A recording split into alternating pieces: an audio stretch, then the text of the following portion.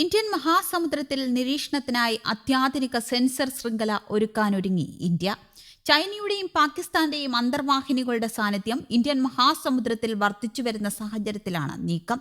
കടലിനടിയിലെ നീക്കങ്ങൾ 24 മണിക്കൂറും നിരീക്ഷിക്കാനായി ഒരു ഫൈബർ ഒപ്റ്റിക് നിരീക്ഷണ ഗ്രിഡ് നിർമ്മിക്കാനുള്ള നടപടികളും defence research and development organisation ആരംഭിച്ചു. സമുദ്രത്തിനടിയിൽ സ്ഥാപിക്കുന്ന ഈ ഫൈബർ ഒപ്റ്റിക് ശൃംഖലയ്ക്ക് under water fibre optic sensoring system എന്നാണ് പേരിട്ടിരിക്കുന്നത്. DRDOയുടെ കൊച്ചി ആസ്ഥാനമായുള്ള പ്രമുഖ ലാബായ നേവൽ ഫിസിക്കൽ ആൻഡ് ഓഷ്യാനോഗ്രാഫിക് ലബോറട്ടറിയാണ് ഈ പദ്ധതിക്ക് നേതൃത്വം നൽകുന്നത്. പദ്ധതിയുടെ നിർമ്മാണം, വിന്യാസം, കമ്മീഷനിംഗ് എന്നിവയ്ക്കായി പങ്കാളികളെ കണ്ടെത്താനുള്ള താൽപര്യപത്രം ലാബ് പുറപ്പെടുവിപ്പിച്ചു കഴിഞ്ഞു.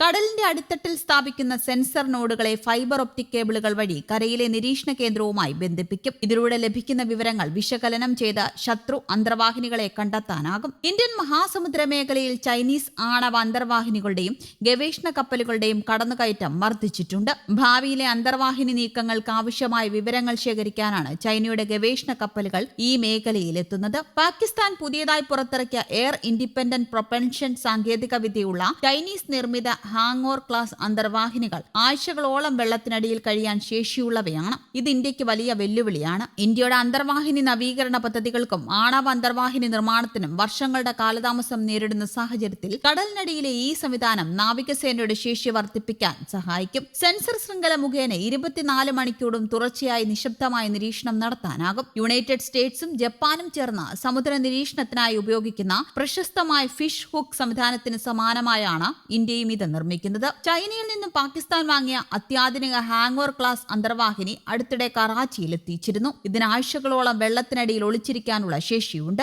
ഇന്ത്യൻ സമുദ്രാതിർത്തിക്ക് സമീപം ചൈനീസ് ഗവേഷണ കപ്പലുകളും അന്തർവാഹിനികളും നിരന്തരമായ നിരീക്ഷണം നടത്തുന്നത് ഇന്ത്യക്ക് ഭീഷണിയായിരുന്നു. ഈ സംവിധാനം പൂർത്തിയാകുന്നതോടെ ഇന്ത്യൻ മഹാസമുദ്രത്തിലേക്ക് കടക്കാൻ ശ്രമിക്കുന്ന ചൈനീസ് പാക് അന്തർവാഹിനികളുടെ എല്ലാ നീക്കങ്ങളും തത്സമയം നാവികസേനയ്ക്ക് അറിയാൻ കഴിയും. ഇത് ഇന്ത്യയുടെ സുരക്ഷാ പ്രതിരോധ കോട്ട കൂടുതൽ ശക്തമാക്കും. സമുദ്രത്തിന്റെ അടിത്തട്ടിലൂടെ കിലോമീറ്ററോളം നീളത്തിൽ ഫൈബർ ഒപ്റ്റിക് കേബിളുകൾ വിന്യസിച്ചാണ് ഈ ശൃംഖല നിർമ്മിക്കുന്നത്. കടലിനടിയിലെ ചെറിയ ശബ്ദ തരംഗങ്ങൾ പോലും തിരിച്ചറിയാൻ ശേഷിയുള്ള സെൻസറുകൾ ഇതിൽ ഘടിപ്പിക്കും. കടന്നുപോകുന്നത് ശത്രുരാജ്യങ്ങളുടെ ആണവ അന്തർവാഹിനിയാണോ അതോ സാധാരണ കപ്പലുകളാണോ എന്ന് ഈ സെൻസറുകൾ തരംതിരിച്ച് മനസ്സിലാക്കും. തന്ത്രപ്രധാനമായ വിന്യാസ മേഖലകൾ ഇന്ത്യൻ മഹാസമുദ്രത്തിലെ ഏറ്റവും നിർണായകമായ 3 പോയിന്റുകളിലാണ് ഇവ സ്ഥാപിക്കുന്നത്. ചൈനീസ് കപ്പലുകൾ പ്രധാനമായും കടന്നുപോകുന്ന മലാക്ക കടലിടുക്കിന് സമീപമുള്ള പ്രദേശം ഇന്ത്യയുടെ കിഴക്കൻ തീരങ്ങളുടെ സുരക്ഷ ഉറപ്പാക്കാൻ 90 ഈസ്റ്റ് റീജൻ ചൈനീസ് അന്തർവാഹിനികൾ പതിവായി ഒളിച്ചു സഞ്ചരിക്കാൻ സാധ്യതയുള്ള കടലിനടിയിലെ 5000 കിലോമീറ്റർ നീളമുള്ള മലനിരകൾ ഈ സെൻസറുകൾ ശേഖരിക്കുന്ന ഡേറ്റ തത്സമയം നിരീക്ഷിക്കാൻ കൊച്ചിയിലെ ഒരു പ്രധാന കൺട്രോൾ സ്റ്റേഷനും സ്ഥാപിക്കും. കൊച്ചിയിലെ നാവിക ഭൗതിക സമുദ്രശാസ്ത്ര ലബോറട്ടറിക്കാണ് ഇതിന്റെ സാങ്കേതിക ചുമതല. കേബിൾ ശൃംഖലയ്ക്ക് പുറമെ കടലിനടിയിൽ സ്വയം പ്രവർത്തിക്കുന്ന ഡ്രോൺ കൂട്ടങ്ങളെയും ഇന്ത്യ ഇതിന്റെ ഭാഗമായി വിന്യസിക്കുന്നുണ്ട്.